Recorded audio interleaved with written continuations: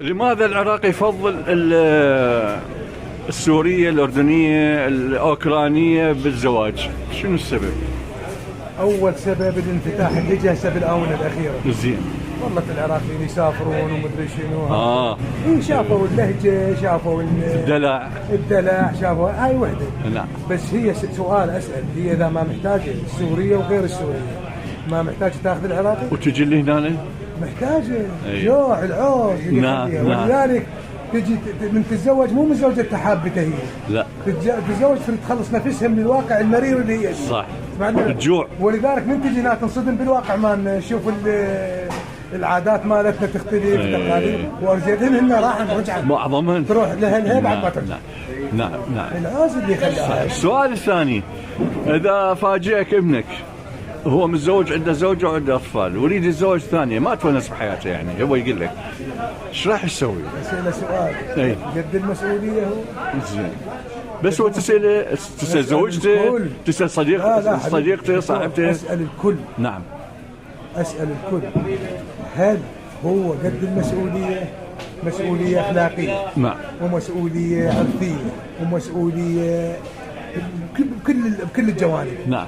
يقدر يدبرها هو؟ نعم. هو مرة واحدة ما مدبرها. زين. يروح يجيب بنت العالم شو يسوي؟ وإذا راضية ومن غير المشاكل والطلايب راضية يعني؟ حتى لو ترضى، حتى لو ما ترضى هو حقه يتزوج. إذا حق يتزوج. نعم. حتى لو ما ترضى. ولا مقصرة ايش راح تتخذ؟ إذا مقصرة طرق. إذا أي سمعتها أوصل طريق مسدود. نعم. السالفة تختلف بعد. تختلف. إيه؟ والثانية شلون تشكل منها هي حريصة؟ والله ما أعتقد تصير حريصة أحرص من الأولى. نعم. مستحيل. واكو بيها متيها اطفالها متيها. اكو. أي. بس هذا مو ما نبني حديث. نعم. اكو. نعم. بس هذا مو يعم على الكل. هاي يسمونها حالات شاذة. نعم. فردية. انا متزوج صار 37 سنة او 25 سنة. نعم. او 30 سنة. زوجتي ما اعرفها، ليش بقيت وياها 30 سنة انا من ذاك الوقت؟ صحيح. ليش يعني؟ صح. هسه هو مو، انا ما اعترض على الامور الشرعية.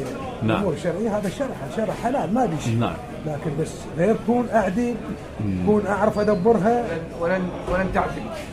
وزين. ولا ما عدلت شلون؟ هاي مشكلة. واجيب الطلايب على شنو؟ خبض على طلايب الاولياء. صح. ويبقى ما مقتنع.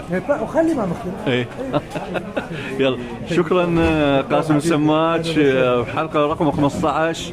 وطبعا لك جمهورك ولك متتبعيك كل العراق ودول العالم ايضا. والنعم منكم. استاذ ماجد.